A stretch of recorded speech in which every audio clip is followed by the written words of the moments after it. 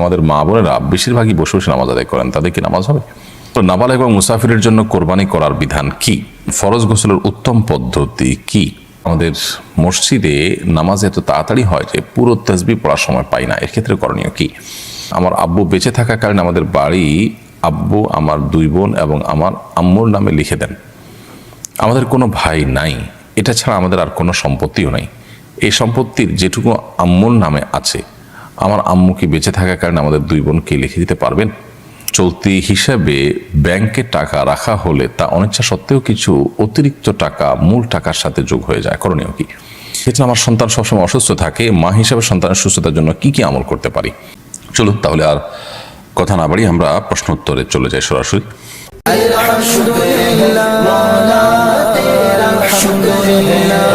ফাহমিদা ইউসা ইয়াডি থেকে আপনি লিখেছেন, আমার সন্তান সবসময় অসুস্থ থাকে, মা হিসাবে সন্তানের সুস্থতার জন্য কি কি আমল করতে পারি? বোন ফাহমিদা, আল্লাহ তাআলা আপনার সন্তানকে পরিপূর্ণ সেবা দান করুন, আমরা দোয়া করি।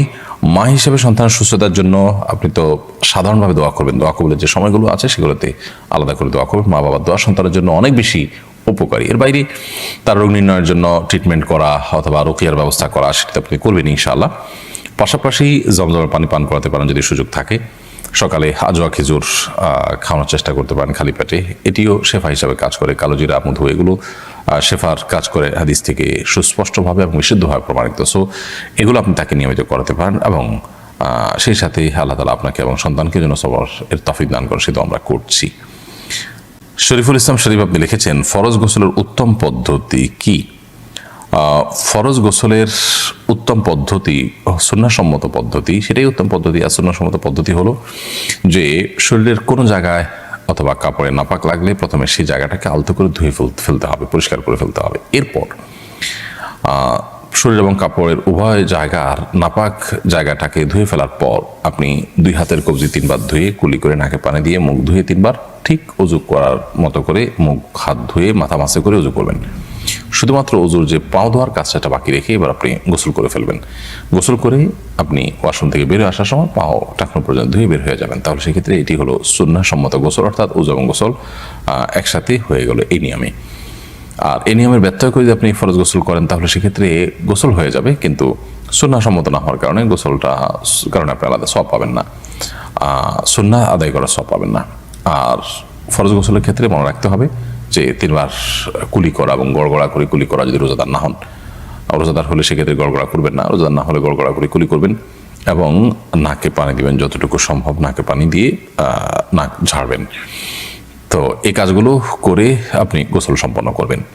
বিলকিস বানু লিখেছেন, চলতি হিসাবে ব্যাংকে টাকা রাখা হলে তা অনিচ্ছা সত্ত্বেও কিছু অতিরিক্ত টাকা মূল টাকার সাথে যোগ হয়ে যায়, করণীয় কি? অতিরিক্ত যে টাকাটা যুক্ত হয় আপনার সুদী ব্যাংকে, সেই টাকা আপনি সওয়াবের নিয়ত করা ছাড়া কোনো গরিব মানুষদেরকে দান করে দিবেন। আর সাধারণত চেষ্টা করবেন ইসলামী ব্যাংকিংয়ের সাথে যুক্ত থাকার। ইসলামী ব্যাংকিংয়ের সাথে যুক্ত থেকেও যে অতিরিক্ত টাকা পান সেটাও নিজে ভোগ না করাটাই হলো নিরাপদ। সেটা কোনো গরিব মানুষকে সওয়াবের নিয়ত করা ছাড়া দান করে দিবেন, ইনশাআল্লাহ আপনি দায়মুক্ত হবেন। ফারজান আহমেদ লিখেছেন, আমার আব্বু বেঁচে থাকাকালীন আমাদের বাড়ি আব্বু আমার 2 বোন এবং আমার আম্মুর নামে লিখে দেন। আমাদের কোনো ভাই নাই, এটা ছাড়া আমাদের আর কোনো সম্পত্তিও নাই। এই সম্পত্তির যেটুকু আম্মুর নামে আছে, আমার আম্মু কি বেঁচে থাকার কারণে আমাদের 2 বোনকে লিখে দিতে পারবেন? সন্তানদেরকে বাবা মা তো ডোনেশন বা গিফট করতেই পারেন, সেই জায়গা থেকে আপনার আব্বা দিয়েছেন, আপনার আম্মু যদি এখন লিখে দিতে চান লিখে দিতে পারেন। কিন্তু তার উদ্দেশ্য যদি হয় অন্য ওয়ারিসরা যেন না পায়, তাদেরকে ঠকানো বা তারা যেন না পান, তো সেটা অনুচিত কাজ হবে। আসলে আল্লাহ রাব্বুল আলামিনের প্রতি আমাদের এই বিশ্বাস থাকা উচিত যে রিজিকের মালিক আল্লাহ তাআলা।